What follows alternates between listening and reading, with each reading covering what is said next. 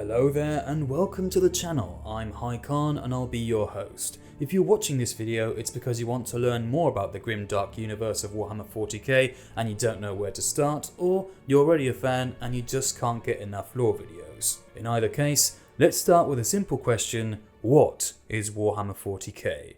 Warhammer 40k started out as a tabletop wargame developed by Games Workshop in 1987, and today it's one of the most popular wargames in the world, with thousands of passionate fans who assemble, paint and play with their miniature armies. The game and the universe have evolved quite a lot throughout the years through different editions, magazines such as White Dwarf, novels and other things, which in turn have altered the rules of the tabletop game, modified or added more lore, and even introduced new factions to the universe. The very first edition of 40k, known as Rogue Trader, wasn't very serious at all and could be characterised better as a straight up parody of authoritarianism. Perhaps the best example of this more funky 40k era is the eccentric Inquisitor Obi-Wan Sherlock Clouseau. And with a name like that, well, you can imagine that the rest of the setting wasn't very serious at all. And to be fair, it wasn't supposed to be very serious in the first place, since Warhammer 40k to begin with started out as a sci-fi counterpart of their more successful game Warhammer Fantasy. But already in 2nd edition, things started to change course, and the tone of the setting dived into a world of darkness and moral ambiguity, better known as grimdark. In regards to the genre of the setting, although the ruling theme is grimdark, its epic and grandiose tone have led some to label Warhammer 40k as a space opera or also a space fantasy because of the level of magic present in the universe. Nowadays we're in the 10th edition, and although the lore has been quite stagnant for some 30 years give or take, in the last years we've seen bigger changes in the narrative and the status quo than ever before. This channel won't be covering the tabletop or the rules, rather it will be focusing on the lore, the history of the galaxy and the main factions that strive for galactic dominance. I'm aware this isn't an easy task whatsoever, for Warhammer 40k has a vast amount of lore covering more than 10,000 years, but I'll promise to do the best of my ability. This immense quantity of lore is one of the main reasons why people usually get lost, don't know where to start, get stressed, and eventually end up closing the door on the whole thing. But fear not, my friends, that's why I'm here, to be the light that guides your path and opens the doors to this fascinatingly horrible world that we love so much. To start off, just to clear things up for newcomers, if we're talking about 30k, we're talking about the age of the Great Crusade, where the Emperor conquered the galaxy with his armies and his 18 sons.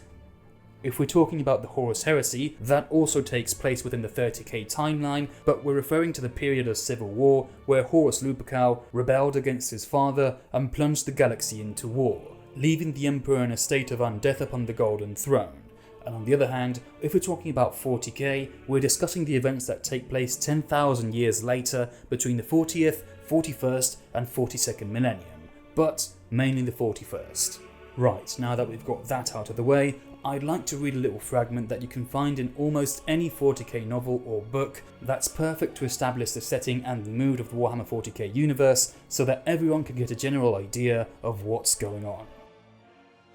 It is the 41st millennium.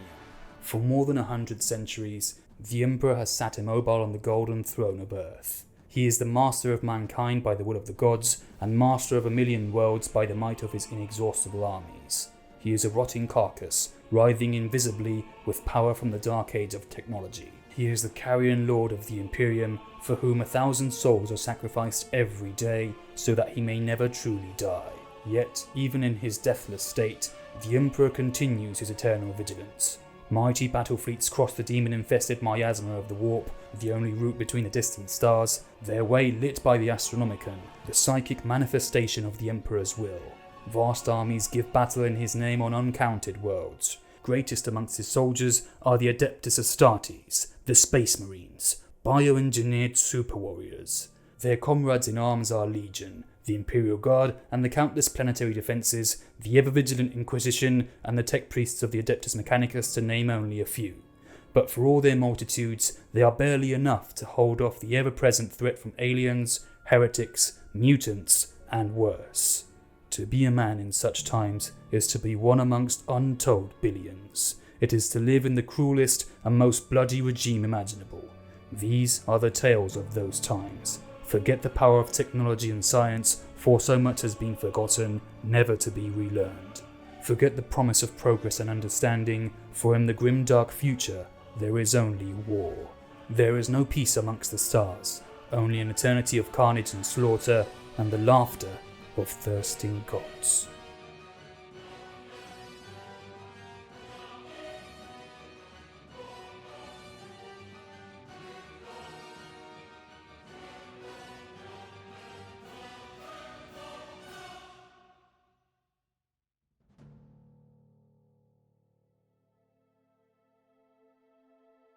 So yeah, basically, the future is quite effed up. For those of you who are completely new to the lore, you've probably heard a lot of weird sci-fi words like Astronomicon, Adeptus Astartes, Adeptus Mechanicus, and so on, but don't worry, we'll get to all that eventually. In the meantime, all you need to know is that in the 41st millennium, humanity is engaged in a never-ending war against different kinds of enemies on all sides, and humans live under the most savage and brutal regime imaginable. Another big part of the Warhammer 40k universe we must discuss is the warp. I don't pretend to explain the entire nature and complexity of the warps in 5 minutes, but I'd like to cover at least a couple of key aspects that will help you gain a better understanding of how it works.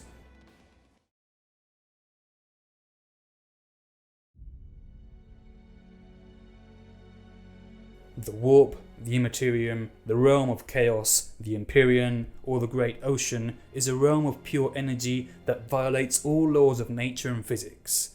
This, in turn, enables vessels to travel through the warp faster than the speed of light and cross the void between the stars in mere months or years, which through other means would take thousands of years. Time dilation is quite common during warp travel, for time behaves strangely in the Great Ocean.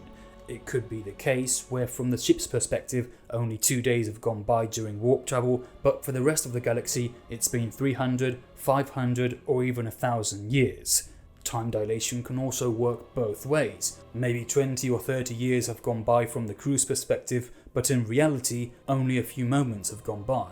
As you imagine, this can lead to very crazy possibilities, namely time paradoxes, where, for example, a ship enters the warp one day and gets to its destiny even before it supposedly entered the warp in the first place. And if you think that's weird, buckle up, because we're just getting started.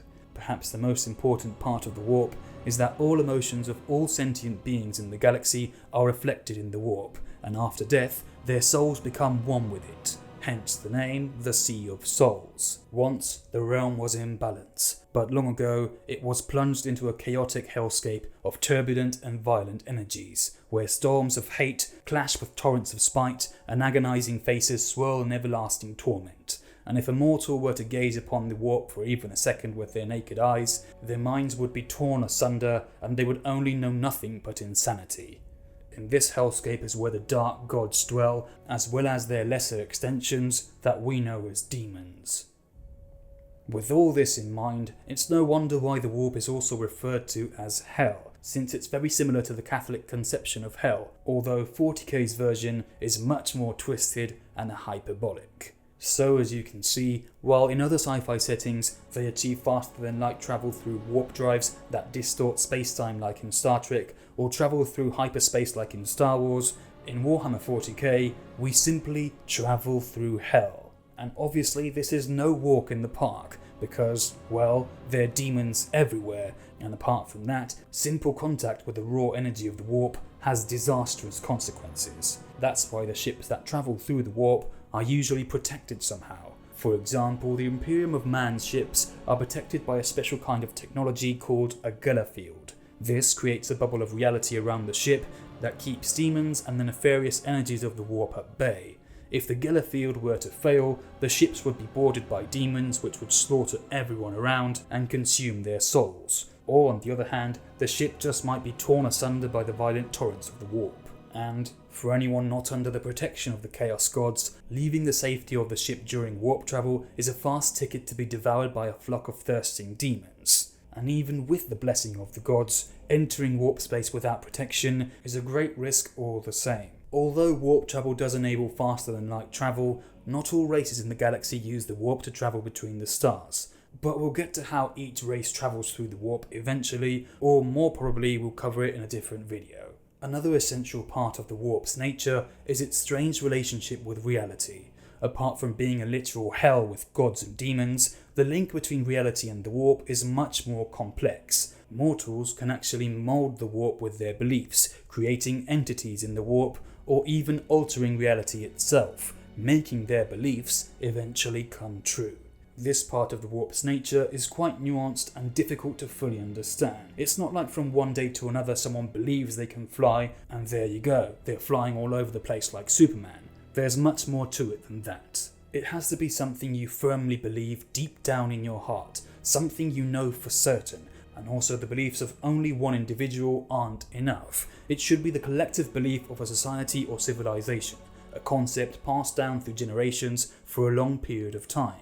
Like, for example, the fact that everything that goes up eventually comes down. There is an example in the lore, I believe in Warhammer Fantasy, that explains this strange relationship between the reality and the warp through demons that curdle milk. Unfortunately, I couldn't find that example, so I'll just give you one of my own creation. Let's imagine, just for the sake of the argument, that the population of a handful of planets in a certain sector believe in Santa Claus.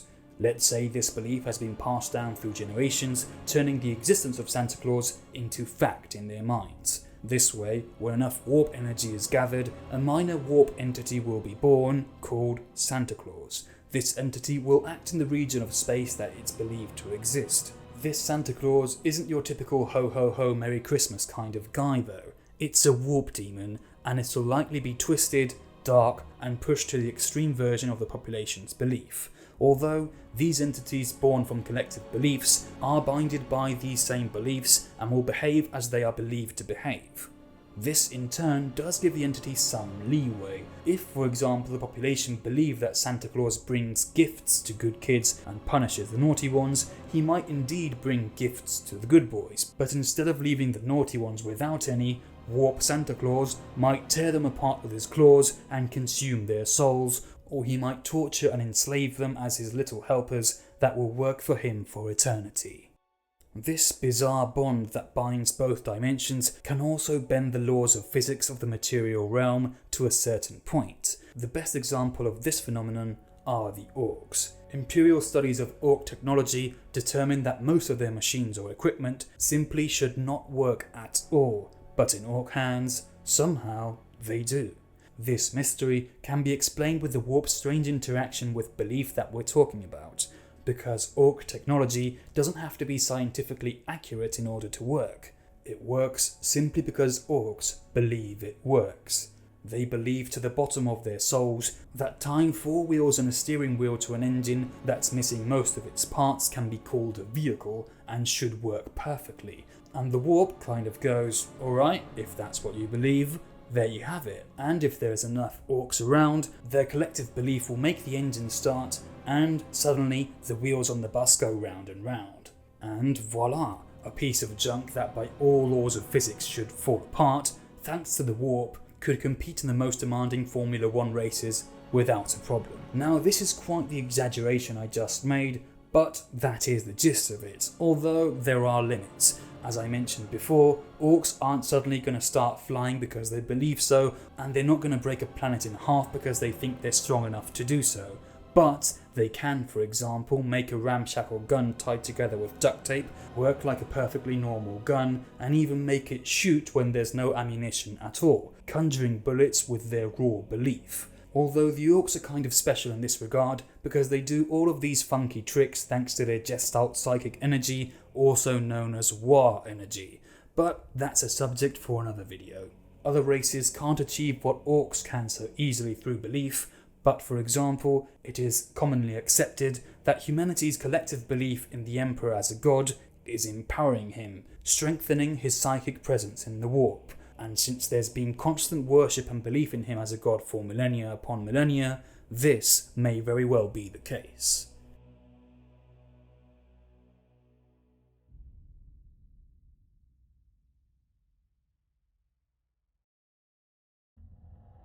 Now that we've got the most weird warp shenanigans out of the way, I think it's time to talk about the different races we can find in Warhammer 40k, don't you?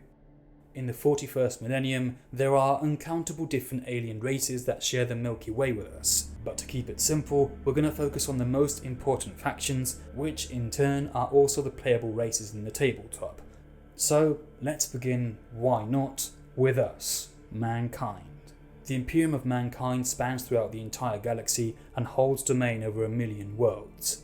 The Emperor has sat immobile on the Golden Throne for 10,000 years, ever since he received a mortal wound in his duel against his corrupt son Horus Lupercal at the height of the Horus Heresy.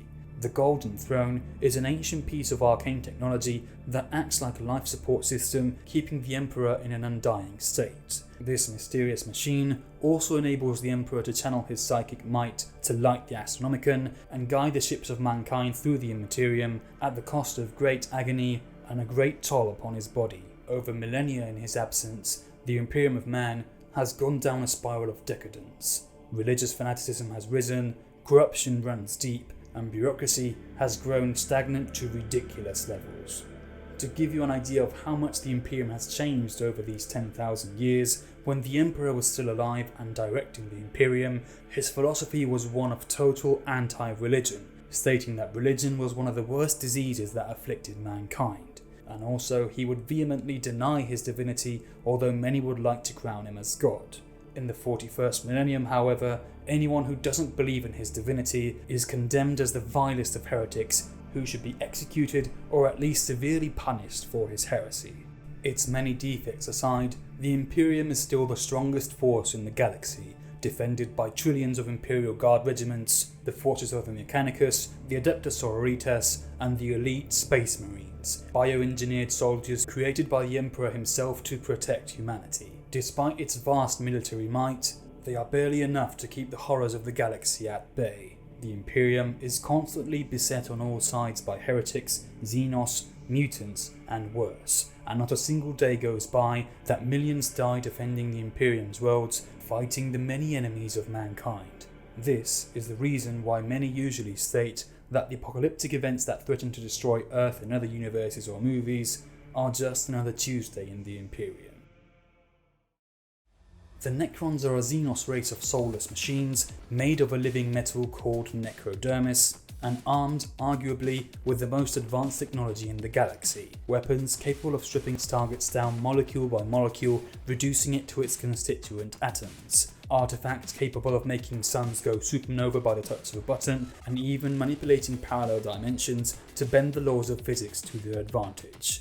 Long ago, the Necrons sold their souls to supernatural beings known as the Votann in exchange for immortality, completely unaware of the consequences of such a pact. The Votann turned them into machines of war, covered in a living metal known as necrodermis that heals all damage. Finally, the Necrons were immortal, but their souls had been consumed by the Votann, and now they were under their control. They first used their new bodies to destroy their enemies known as the Old Ones, and after that, they turned on their Votann masters, managing to break free from their chains and shatter their gods into shards. When there were no more enemies to defy them, they retired to their tomb worlds to rest until the galaxy had healed from the devastating war. Now, some 60 million years after, the Necrons are in the process of waking up from their slumber with one objective in mind: take back a galaxy that's rightfully theirs. The Eldar, or Aeldari, also known as Space Elves because that's basically what they are, is a race that once ruled the galaxy with a great empire long before humanity came to be. Their bodies are thin and elegant, they have pointy ears, and they're extremely agile like your average kind of elf. But apart from the usual elf traits, the Eldar are gifted with great psychic power, and every member of their race is a psyker. Their technology is heavily warp based and is very advanced indeed, so much so that most of it looks like magic more than straight up technology. Alas, their great empire came to a catastrophic end when they caused the birth of the fourth Chaos God Slaanesh that cursed the entire race and destroyed the heart of their civilization. Since then, the Eldar have slowly been fading into extinction, and there is very little they can do about it. Now, they are resigned to travel the farthest corners of the galaxy in enormous spaceships that function as small mobile planets called craft worlds. and although being on the brink of extinction, the Eldar are still a threat to the Imperium, and they remain a contender for galactic dominance. The Dark Eldar are the dark and edgy kin of the Eldar. After the fall of their empire, they took refuge from Slaanesh in the dark city of Kamara, where they make their darkest dreams and depravities come true. From their lair in Kamara, they launch incursions throughout the galaxy to fill their ships with slaves to take back to the dark city and torture them until they burn their pain receptors. They share the same agility and physical capacities with their craft-world kin, but their psychic abilities have atrophied for millennia of unuse.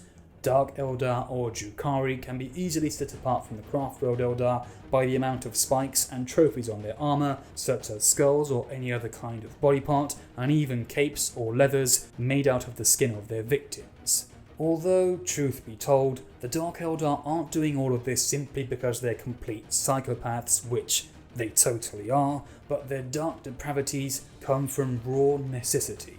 They literally feed upon fear and suffering. It's the only thing that keeps them alive if they don't want to be consumed by Slaanesh. The Orks, spelt with a K this time, are also in Warhammer 40k because every good fiction universe needs some good old Orks. They behave like many other iterations of Orks from other settings, moving in hordes, organising in clans or tribes, and not being the sharpest tools in the box. They're quite clumsy, and they're basically the polar opposite of the word elegance. What makes these Orks different, apart from their spelling, is that this time they've got guns, cars, flamethrowers, grenades, tanks, rocket launchers, and all the good dakka. The Orks literally live for war. It's like a religion for them. They know no other way of life, and the more they fight, the bigger, stronger, and more numerous they are. Orks flock to the sounds of death and destruction like moths to a light bulb. It's simply hardwired in their DNA.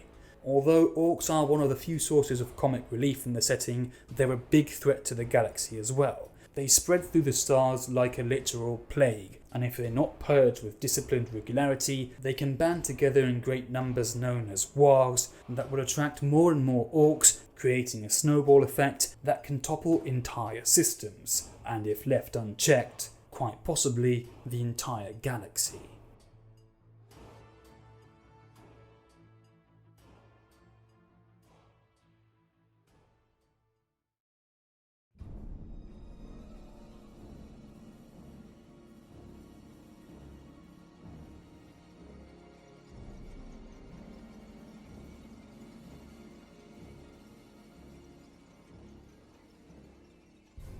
The Tyranids are probably the most alien of all races in the galaxy.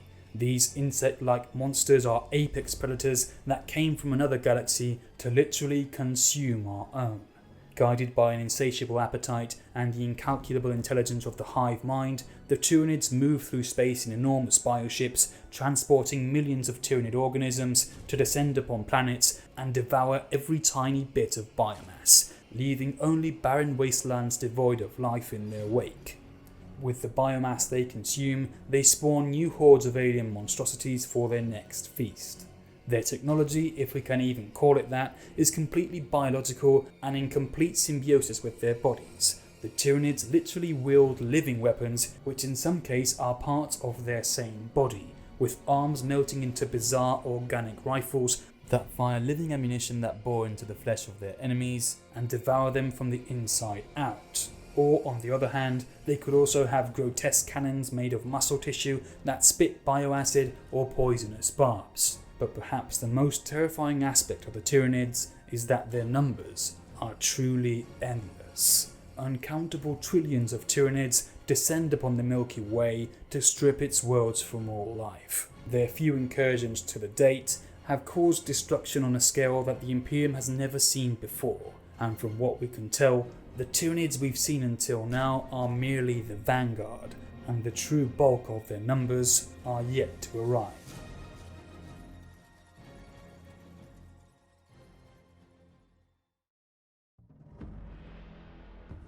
The Tau, aka the Space Communists, are the youngest race in the galaxy, exploring space for the first time in search of cooperation, coexistence, and peace amongst races, or at least that's what they're selling. Tau society is divided into castes, genetically tailored to undertake a specific task, and they operate under the philosophy known as the greater good that drives all their actions, putting the interests of society before their own individual interests and promoting the ideas of unity, progress, innovation, and tolerance, which in turn makes them look pretty altruistic, pure, and selflessly good. For this reason, and for being cowards that shy away from the glories of melee combat, choosing ranged combat instead, they've received quite a lot of hate from fans, and they're kind of bullied through memes all over the internet. The greater good dictates their lives, and it permeates all aspects of society.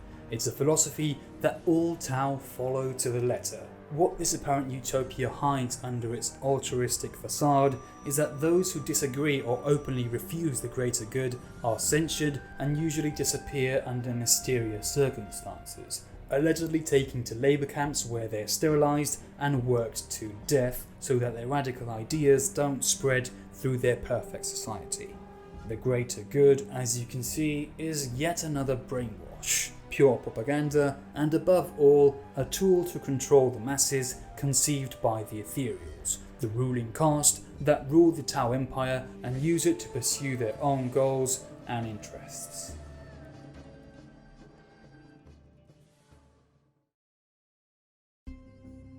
The Leagues of Votann, or Kin, are the last faction to be reintroduced into the lore and the tabletop after quite a long hiccup. We could just summarise them as space dwarves and move on, but let's not do them wrong, shall we? The Leagues of Votann were humans from the dark age of technology that moved to the galactic core to settle their colonies and somehow evolved into a strain of abhumans which are notably shorter than baseline humanity, hence the comparison to fantasy dwarves, and the Imperium's nickname for them is the Squats. Unlike the Imperium of Man and the Mechanicus, the Leagues have retained most of the technology humanity wielded during the Dark Age, making them very fierce adversaries on the battlefield and a very advanced society. The Kin are a mostly pragmatic people looking always to advance their own interests and material gains. Therefore, their decision making usually depends on the profits or losses their actions will entail. The Kin aren't a religious society, although the only thing they would consider sacred, quote unquote, is their ancestral cause, aka the Votann. These are super cogitators, gestalt repositories of inherited wisdom and knowledge. Each Votann contains weapon specifications, military theory, genealogical data, science, philosophy, and even standard template constructs from before the Dark Age. When a Kin dies, their memories and experiences are usually downloaded to the Votann as a means of keeping the knowledge of their ancestors alive, although millennia of data accumulation and endless toil are causing the Votann to become more eccentric and mercurial. Some are even starting to develop their own personalities and perhaps taking the first steps in becoming fully aware AI. The Votann, or ancestral cores, provide answers to all the Kin's problems, although they are starting to slow due to millennia of constant use, and where they usually took one moment to answer a tough question, some Votann can take decades or even centuries to deliver the same solution.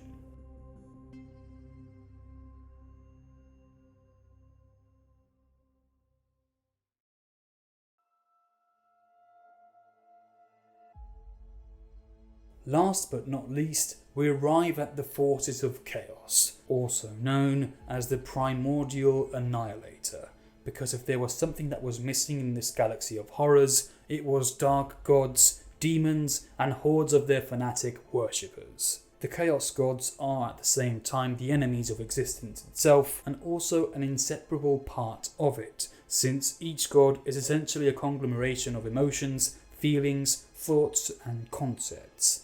Khorne is the god of war, blood, violence, massacre, and hate. Nurgle is the god of disease, the lord of flies, entropy, decay, death, and desperation. Slaanesh is the god or goddess of excess, perfection, pain, and hedonism, the Dark Prince, and She Who Thirsts. Tzeentch is the god of sorcery, the architect of fate, the changer of ways, an eternal schemer of convoluted plans. These four charming looking fellows feed off the psychic echoes of emotions from all living beings in the galaxy. The more extreme the emotion, the more it will nourish the gods. The bad news is that the most extreme emotions are unfortunately the most negative ones, such as pain, fear, desperation, or rage, to name a few. To keep their food flowing, they use their demons, which are basically lesser extensions of their wills, able to move with independence and able to manifest in reality to do their master's bidding. The gods of the warp can also feed off worship, and will always try to corrupt mortals and turn them into their followers to receive more and more worship and gain power. This is why religion is so dangerous in Warhammer 40k, and it's the reason why the Emperor wanted to eradicate it, because the Chaos Gods are fueled by it, and they are experts at masquerading as other deities and making their way into different religions to slowly but surely create cultists that will worship them and carry out their twisted wills. Apart from the Dark Gods and their demonic legions, we should also take into account all the mortals that worship them. Chiefest amongst them are the Chaos Space Marines. Space Marines that were once loyal to the Emperor but were corrupted by Chaos and broke their oaths to the Imperium and the Emperor to worship the ruinous powers. In a nutshell, the forces of Chaos are the greatest enemy to all life in the galaxy, and arguably the greatest threat to existence as we know it. With these being our galactic neighbours, it's no wonder that the Imperium has adopted a policy of zero tolerance towards aliens, mutants, heretics, and basically anything that doesn't meet their standards of humanity. Some of you might think this is a bit harsh, but it's a measure born from the pure need to survive. For too long, mankind has been prey to the deprivations of horrors that dwell in the darkness of the void. The sheer truth is that the future of the 41st millennium is a horrible place, where the forces of good, the light that fights back the darkness, those who we'd normally call the good guys, are nowhere to be seen.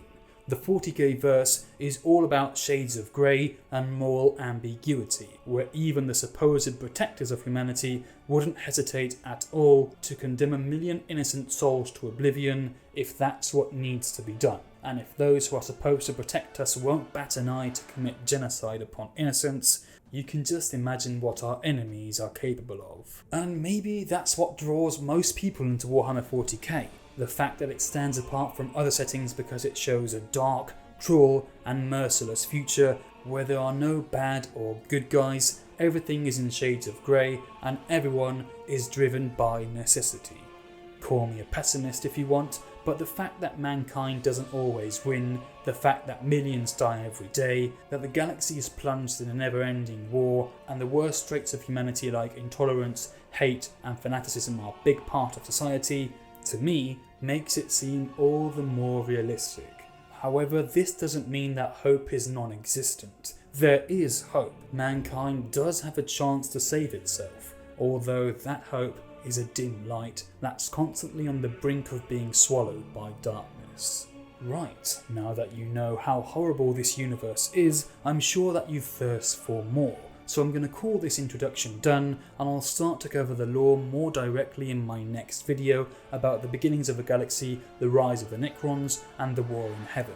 So if you're up for another glorified slideshow of 40k lore videos, stay tuned. On a slight side note before I finish, I do have a Spanish channel which has been active for over 3 years and has a fair share of lore videos. So if you understand Spanish and you enjoy consuming lore in Spanish, go ahead and check out the channel in the link in the description. This new channel, Hi Khan, is aimed to be a mirror channel of my Spanish content, where I'll basically be translating my videos and posting them here.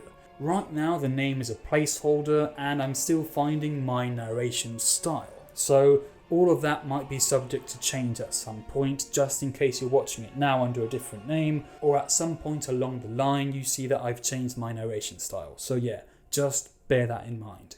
Also, if you're curious about my connection to the hobby, I've been collecting minis since I was a kid, some 20 something years ago, and I've been addicted to 40k ever since. I'm not playing the tabletop anymore, but I do enjoy collecting and painting, and of course I enjoy the lore.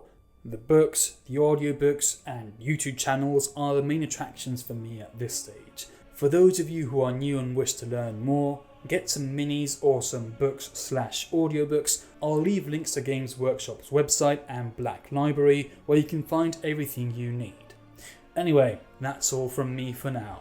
If you enjoy the video, please leave a like and subscribe for more content. Thanks for watching, and hopefully we'll meet again in the next video.